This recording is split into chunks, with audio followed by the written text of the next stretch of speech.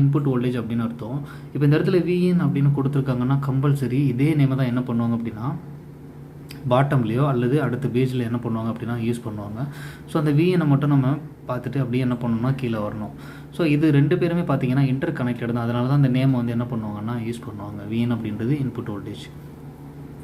இப்போ ஃபஸ்ட்டு நம்ம பார்க்கக்கூடிய அந்த மாஸ்ஃபெட் என்ன அப்படின்னு பார்த்தீங்கன்னா PQ701 அப்படின்றது ஸ்ட்ரைட்டாக எங்கே கனெக்ட் ஆகுது அப்படின்னு பார்த்தீங்க அப்படின்னா இங்கே இருக்கிற ட்ரெயினில் தான் கனெக்ட் பண்ணுறாங்க. ஃபஸ்ட்டு மாஸ்ஃபெட்டோட ட்ரெயினில் கனெக்ட் பண்ணுறாங்க. இது பின்னவுட்ஸ் எப்படி பார்க்கணும் அப்படின்னு பார்த்தீங்க அப்படின்னா மாஸ்ஃபெட்டோட கான்ஃபிகரேஷன் என்ன அப்படின்றத நம்ம தெரிஞ்சு வச்சுக்கணும். ஒரு 8 பின் மாஸ்ஃபெட்டோட கான்ஃபிகரேஷன் என்ன அப்படின்னு பார்த்தீங்க அப்படின்னா இதில் 1 2 3 அப்படின்றது பார்த்தோம் அப்படின்னா நமக்கு சோர்ஸாக இருக்கும். இது PQ701 அப்படின்றது இந்த மாஸ்ஃபெட்டை நம்ம போர்டில் பார்க்கலாம், ஒன்றும் பிரச்சனை இல்லை. இங்கே இருக்கிற 1 and 2 3 இது 3 பேருமே சோர்ஸ். அண்ட் இந்த 4th பின் வந்து ஆல்வேஸ் கேட்டாக இருக்கும். இந்த 5 6 7 8 அப்படின்றது நமக்கு வந்து ட்ரைனாக இருக்கும். ஸோ இதை எப்படி பின்னோட்ஸ் கவுண்ட் பண்ணுவாங்க அப்படின்னு பார்த்தீங்க அப்படின்னா ஒன்றுக்கு ஆப்போசிட்டில் தான் பார்த்தீங்கன்னா எப்போவுமே 8th பின் இருக்கும். ஏன்னா ஆன்டிக்ளாக் வைஸில் தான் அதை கவுண்ட் பண்ணுவாங்க. அதனால் நமக்கு அந்த மாதிரி தான் அதை கொடுத்துருப்பாங்க.